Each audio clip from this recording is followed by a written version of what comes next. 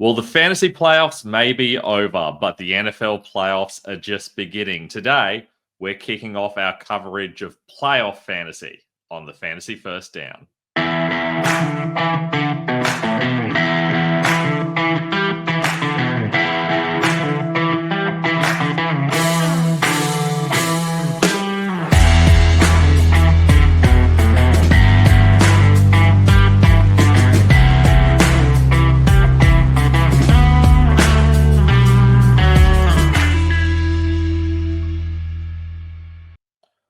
Welcome to the Fantasy First Down. I'm Ben Wasley, and I know what you're thinking.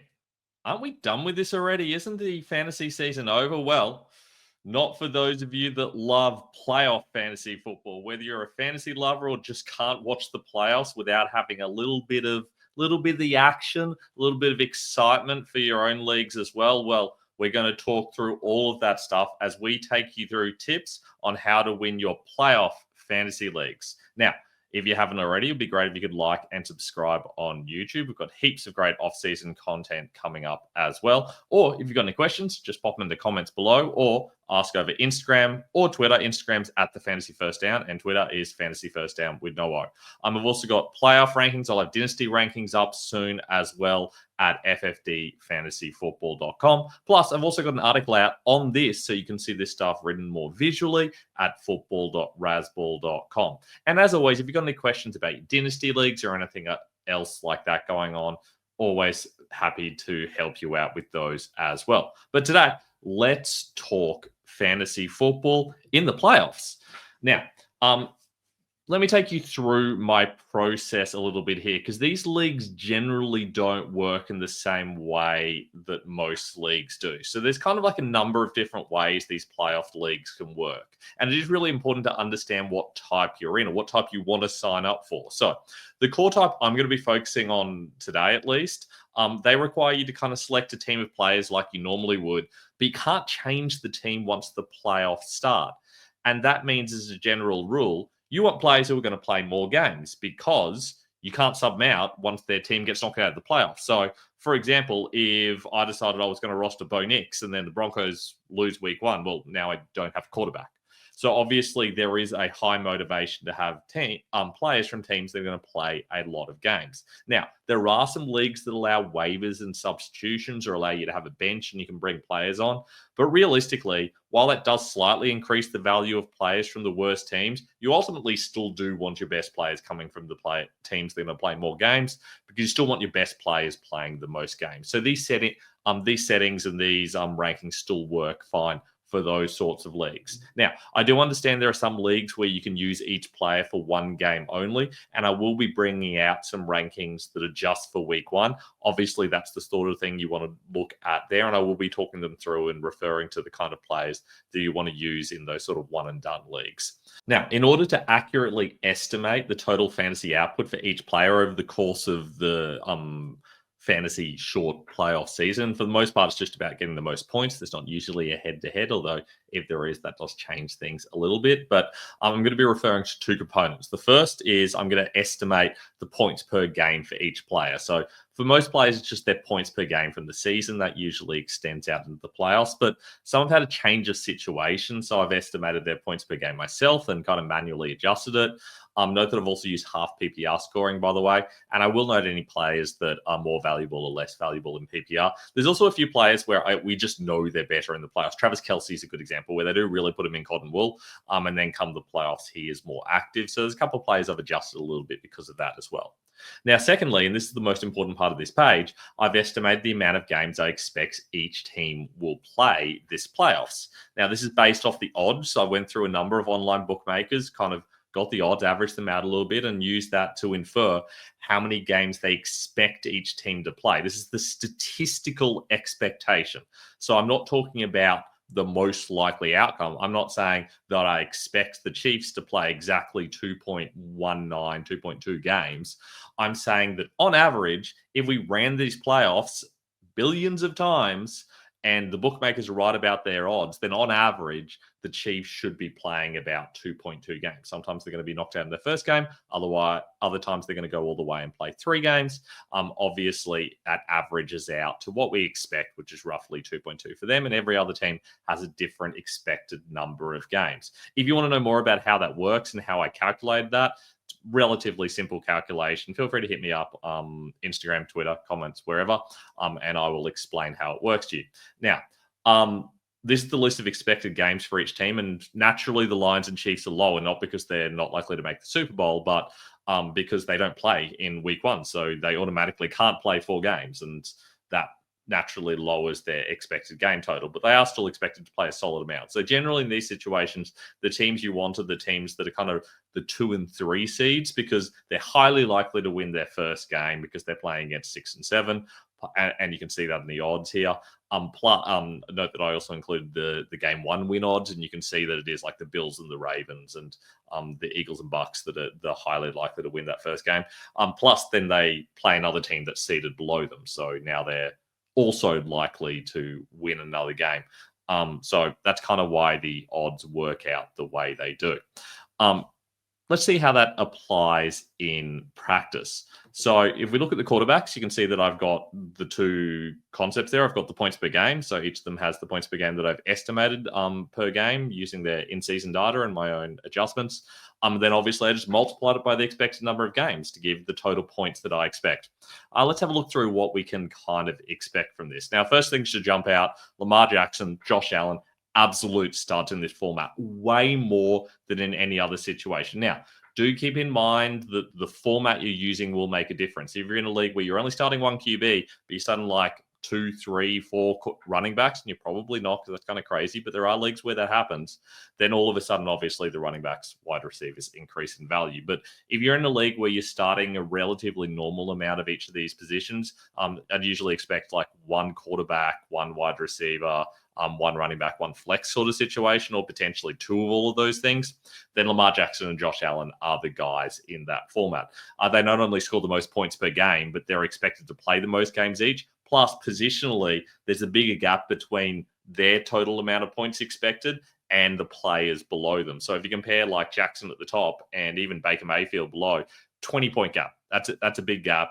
In any situation, a lot of the players in other positions, they're barely breaking 30 points. So that 20-point gap makes an enormous difference. And for that reason, you really want Lamar and Josh Allen if you have the opportunity to get them. Now, Jalen Hurts also comes with some minor injury risk, but he is the next best option. He's going to play a good amount of games probably, and we know that he's a good fantasy option. We've seen Patrick Mahomes come alive in the playoffs in the past. He could easily outperform this spot if the Chiefs make another deep run, but he is risky, so he's kind of like a bit of a boom-bust option for me. You really do need him to make it to the Super Bowl and perform a little bit better. They have lent on running backs at times in the playoffs, but they do generally just play a little bit more effectively and leave their studs in the playoffs, which they don't do during the regular season. Finally, Jaden Daniels has some pretty big upside, but only if the Commanders can beat Tampa, and that's not looking massively likely. I wouldn't say it could happen. Certainly more likely than some of those week 1 games, but if he does that, he gets 2 very good QB matchups. Obviously, Tampa is a fantastic QB matchup. The top 2 certainly QB matchup. And as you can see, if we go back here, you can see that if the Commanders beat the Bucks, then all of a sudden they're taking on the Lions. Now that's a tough matchup, but it is a solid matchup for someone like a Jaden Daniels. You can score on the Lions if you attack them through the air or with your quarterback. So I do think Daniels could have another good game. So even though he's listed a little bit lower, I do think that he could be a guy that has a little bit of upside. I would take him ahead of a Sam Darnold, for example, even though the points are the other way around. Remember, if you want to see how I end up ranking these guys, you can check it out on my website as well. Most of it's pretty close to this, except where I suggest otherwise. Now, running backs, and then Saquon and Derrick Henry are the other 2 studs in this format. I don't think there's anything particularly surprising about that. We know how good they are on a per-game basis. I have no idea why those points per game are all whole numbers when I put them as decimals. But anyway, there are some decimals in there. You get the general idea. Saquon Barkley, Total stud, high points per game, high expected games. He should be the number one overall pick in PPR leagues specifically. Remember, this is half PPR leagues, and you can see there's already a big gap between him and like a Bucky Irving. There's already like 15 points. You put that into PPR, and that gap's going to grow even more. And because running back kind of really flattens out later on, and QB has a little bit more depth to it lower down, you can afford to take Barkley first overall. And it wouldn't be crazy to take Derrick Henry. The problem is that he doesn't get that same PPR boost. So while he's the second running back for me and a second non-quarterback, I would always be taking him behind the other quarterbacks. Now, Jahmyr Gibbs is badly hurt. Not literally, his body's fine, but he's hurt by the return of David Montgomery. His body, unfortunately, looks like it is going to be fine as well. I say unfortunately, not for him. Obviously, it's great for him. And we don't know what his workload's going to look like. I've kind of tried to adjust this a little bit. So I've boosted Gibbs a little bit based on his average and Montgomery a bit down because I do feel like we'll see more Gibbs while Montgomery's recovering. But ultimately, we do know that they do use David Montgomery a lot. So he is a viable option here, but he really does hurt Gibbs. I originally did this when I thought that Montgomery wasn't going to play, or at least saw what would happen if he didn't. And that put Gibbs very, very high up as well. So if Montgomery's out, then Gibbs suddenly has a heap of value. So there's certainly a lot of upside with Gibbs. So I expect he and James Cook will score a similar amount of points, but an injury to Montgomery and Montgomery being used less will really help Gibbs, and that gives Gibbs more upside. Cook, I don't really see a path to him scoring a lot more points other than just having a couple of really good games. Bucky Irving, on the other hand, is very much a floor option. It's hard to see him playing more than 2 games, and he gets tough matchup in those games, but he should be pretty productive in his first game at least. So if you're playing, especially in the draft league, I would target the top 4 to 6 and then kind of hold off until later in the draft. Now, wide receivers, and this is kind of ugly, honestly. It's not kind of how you expect things to look here. Certainly the ugliest position in this year's playoffs. I've done this in the past where there have been some absolute studs in here, guys like Chase, Jefferson, and things like that. Very high up. But here, I don't know, the top scoring guys, they're not really expected to play a lot of games. The Lions obviously at that first round bye. The Vikings easily could be knocked down that first round. And if they're not, they take on the Lions. So that really limits those guys. So in PPR, Amon-Ra St. Brown is a viable top 5 pick. And I also think Ladd McConkey gets a big jump. And when I say top 5 for Amon-Ra, I mean overall. So I mean, but behind those 2 quarterbacks and behind Barkley and Derrick Henry, potentially even in front of Henry in a PPR, although I do think there's still a lot of good wide receiver options. Kind of depends on the amount of running backs and wide receivers you need to start. But I think I'd probably still take Henry over him. Ladd McConkey jumps up a lot in PPR, obviously. And I think there's an argument to take him in front of Devonta Smith a little bit anyway. Smith's expected to play a lot of games. He does score some touchdowns, but he's going to have some duds as well.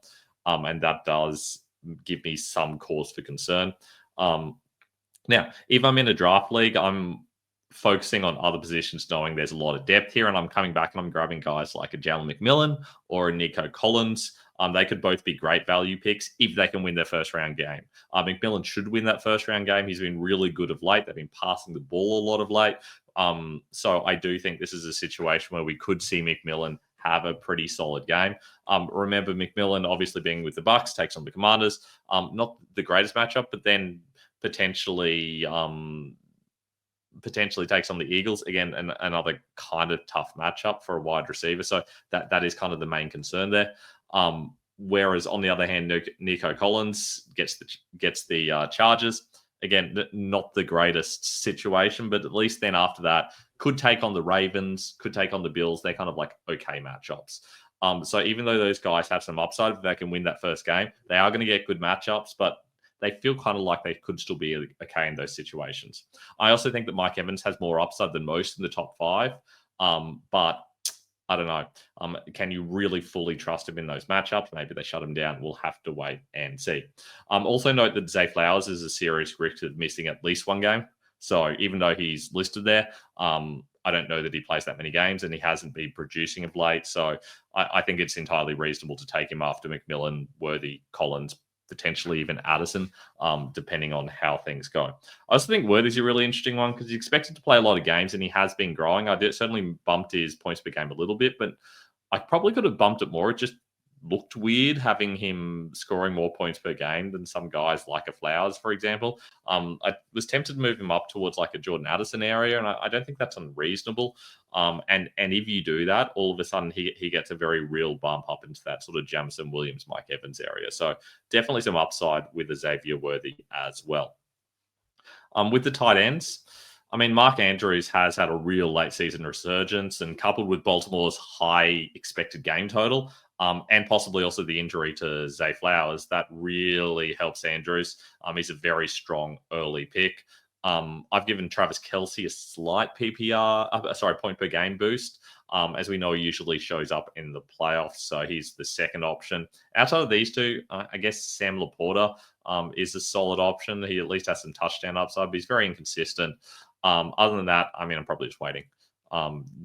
Dallas got it. That just feels so strange seeing him up there. It's really hard to trust him. He's only been back for one game. I think there's an injury risk there. So I would probably be thinking of him as being a bit low, but he is the next option. And everyone after that, I mean, that's really ugly. Hawkinson should be a good option, but he's just not getting used properly at the moment. Kraft and Ertz scoring a lot of points per game, but they probably don't score a lot of get a lot of games, and they're very boom bust. So you're a real risk of getting nothing out of them. So tight end, also pretty ugly, but at least unlike wide receiver, you don't desperately expect them to score points. There's not that big gap there either as well. Kickers, I mean, you might have kickers in your league. If you do, I mean, unsurprisingly, the teams that are playing the most games likely to have the kickers doing the best. So there's nothing really to see here. I'm in a league, for example, where you can only pick a certain amount of players from each position. In every team, you can only pick one player. So in that sort of situation, obviously you want to be leaning towards someone like a Chris Boswell or something that's going to score a lot of points per game. Greg Joseph potentially, but probably Boswell for kickers and also DSTs. But obviously, if you're just trying to get the best player, this would be my rankings for it. DST, same idea. I mean, unsurprisingly, you play more games, you're going to score more points as a DST. That's all that's really interesting to note there. So if you're in a draft league, please make sure you take your kickers and DSTs last. There is no situation where you need to take them earlier. As you can see, there's not that big a gap between these guys, and they fluctuate so much. They're so unpredictable, kickers and DSTs. So don't overthink this. Just take the top one, but take them late, because even though the Bills look like they're going to score 5 more points than the Packers, I mean, one pick 6 to any team, and all of a sudden it's the other way around. So it's very random. And that's all we've got for our playoff coverage. Hope that was helpful. Hope you enjoyed that. If you've got any questions, please let me know. You can obviously hit us up on Instagram at the Fantasy First Down, or on Twitter at Fantasy First Down with no O. Rankings will be up at ffdfantasyfootball.com. In fact, by the time you see this, they will be already. Articles up at football.rasball.com. And of course, it'd be great if you could like and subscribe on YouTube. I'll be back with my week 1 rankings for the fantasy playoffs. Plus, I'll also be coming back with some dynasty rankings and some 2025 way too early rankings. And of course, I'll be getting into my NFL mock draft as well. I have a lot of work to do. I better go do that, and I hope you enjoy the rest of your week.